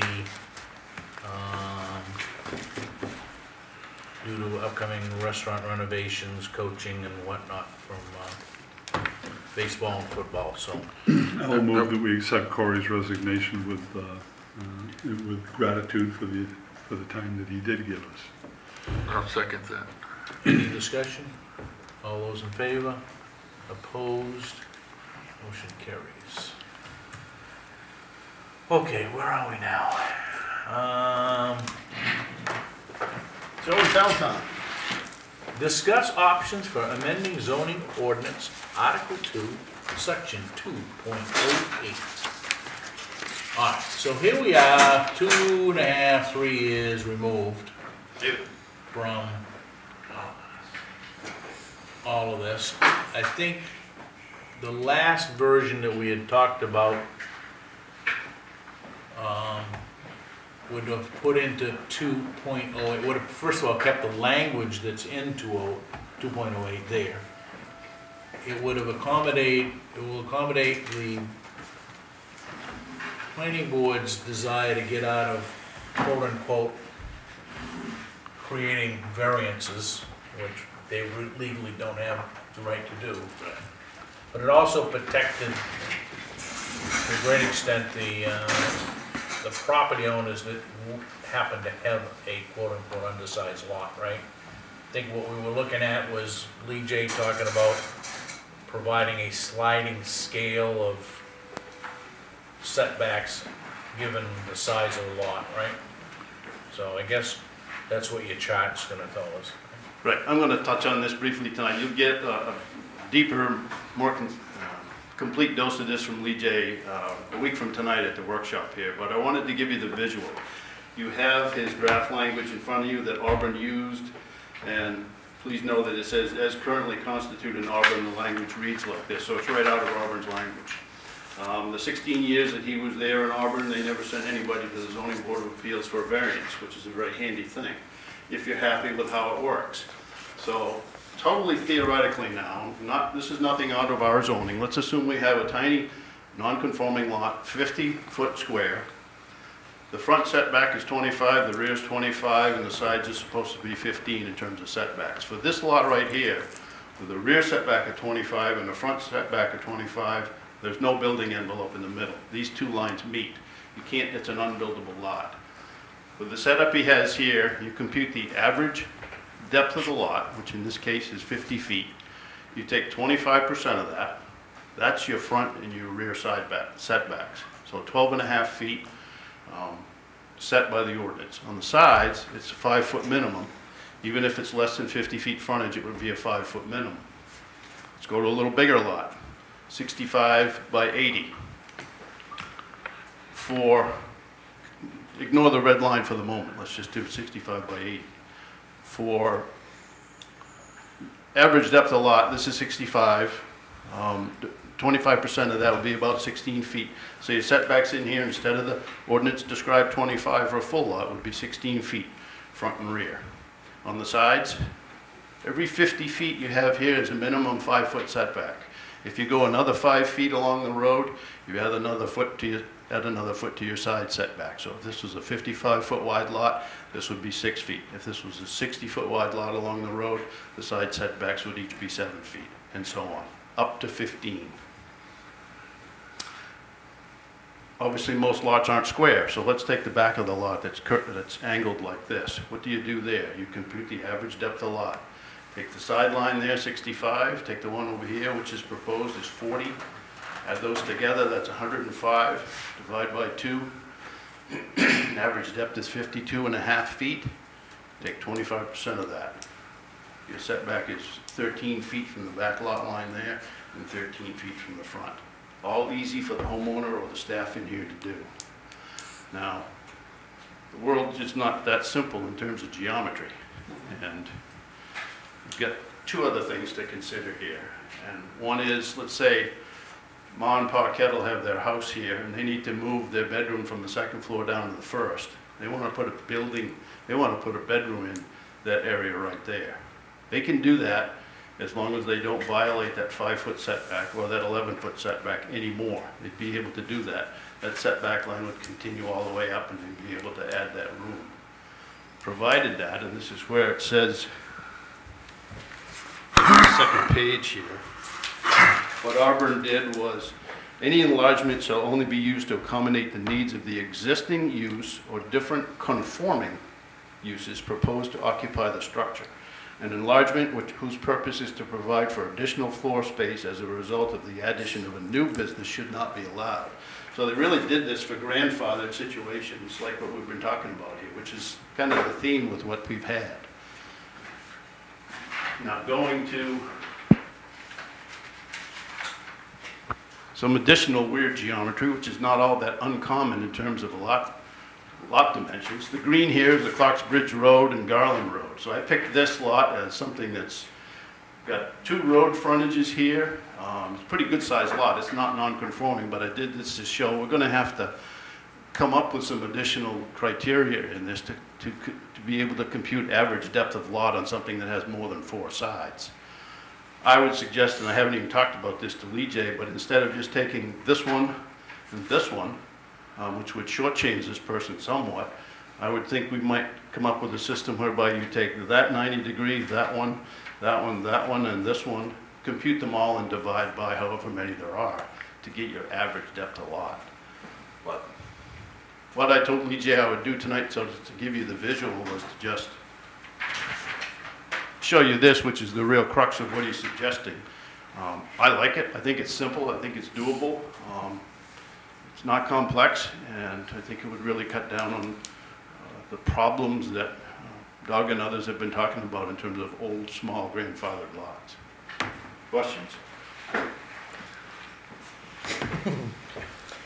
Well, I think there's a couple of things here, right? We don't want to disenfranchise basically the lot holder, the person that just happens to have an undersized lot, right? There's always been this accommodation because of 2.08, but the planning board had to intervene.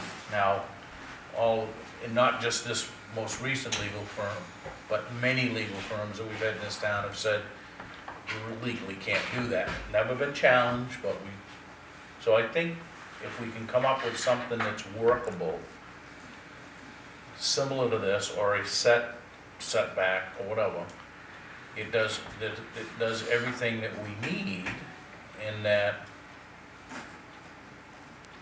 the planning board gets out of issuing variances. The language of 2.08, the preamble and all that stays there. We add a new section that clarifies some sort of a fixed setback or variable setback. The real question comes when, okay, in that box that you've got above there, say, I can now build a 25-foot wide house, right? You'd have 25 this way and 40 this way Right, for a right. building envelope. So, but I really want to build a 28-foot wide house. Now, this isn't going to allow me to do that. Do I then go to the ZBA and say, how can you help me? We could shut the door on that and say no, or you could allow for that to happen. Yes, I would The- agree, I would The agree CEO that is it- going to say, yes, you don't you meet. can't do that. The CDO says that. They can take it to the ZBA, but the ZBA is going to say, you've got to meet the 4 or 5 criterias of hardship. And when they get down through that list, no, you don't meet the hardship, because in order to meet the hardship, you can't get a return on that piece of property, and a 24 by 24 building will get you the return. So there's still going to be, I mean, it's like any zoning, right? You don't necessarily get everything that you want, Right. but you get the You get the ability to utilize your land. The trouble with sending this right to the zoning board of appeals, there is no other appeal when it goes to the zoning board other than Superior Court. And they're gonna do the same thing. Are you getting it, can you get a return? The only thing that I see here is, I'm taking it that he's using Auburn setbacks and not Waterboro's. Yeah, I said that, Yeah. this is just Yeah, so when we get to a public hearing, we want to use Waterboro setbacks to put on that picture, because we haven't got anything with a 25-foot setback Yep. or 15-foot sides. Our sidelines are 35, and the front yard, in most cases, are either 35 or 50 feet, and 35 on the back, so. What's the difference between your scenario that you just painted there about the 28-foot thing versus somebody that had a legal lot that wanted to put a building on it that was larger than the envelope? Well, There'd be no difference. Would right, they- there really isn't. They'd There's have no to go to difference, the zoning board of appeals for They'd that, have to pass the and then they'd test. have to show the Yeah. hardship. Yeah. Okay, so it's apples and apples, all Yeah. right. The real thing we need to do is get off this dime, right? I mean, this thing has been Beat to death. 4 years. This is, in my mind, I want to word it in the correct way here, but the most fair way of going, because they go to the code enforcement. If he can't do it, then they can still go to the zoning board and meet the criterias. Right. But if they are sent right to the zoning board, this one here, when he goes to the code enforcement, isn't gonna cost them anything. When they go to the zoning board, it's $330, and then they've got to meet the criteria. And one of their arguments might be, well, the CEO didn't apply the formula correctly, or whatever. I didn't agree with the CDO, or the CDO refused me a permit, so then they can go to the zoning board of appeals and appeal it. How much does this particular plan allow for interpretation? Or is it pretty well? Well, we have to craft this, we make this, if you like the concept, then we create whatever we want in terms of dimensions. Yeah, so that Flexibility. it takes that portion of the equation out, that it can't be, that somebody can interpret it one way and somebody else interpret it another way. It's pretty clear, I think Dwayne said it well. If you want more than what this system gives you, the system would say no, and you'd have to go to the ZBA, and you probably would not qualify.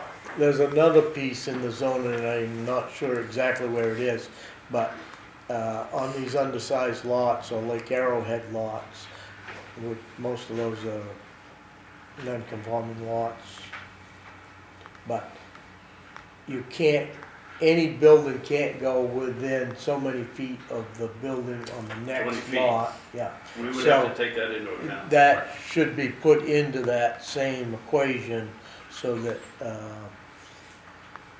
and I don't know if 20 feet is, if you had two of those lots sitting there,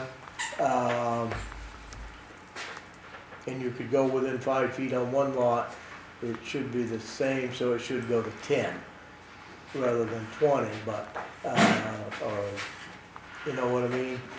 It should be fair for everybody. Right. This should And- not inconvenience the person next door. That's Right. right, Yeah. yeah. And if you had two of those lots, somebody ought to be buying somebody else out, but if you get two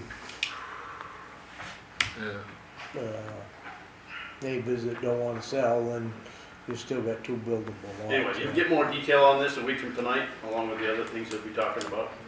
But I think then, the general feel is we ought to move forward with something Yeah. like this. Yeah. Let's put the numbers together, we're using Waterboro's zoning, and then we'll go from there.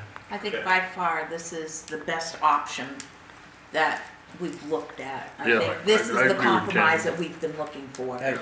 I think it's the most fair, Yeah. and it goes back to More Doug's, subjective rather than subjective, yeah. when the zoning was created. I wasn't That's around right. when the zoning was created, but they guaranteed that these 208 was gonna take Right. care of these undersized lots. Right, so, and it still would. Yes, yeah.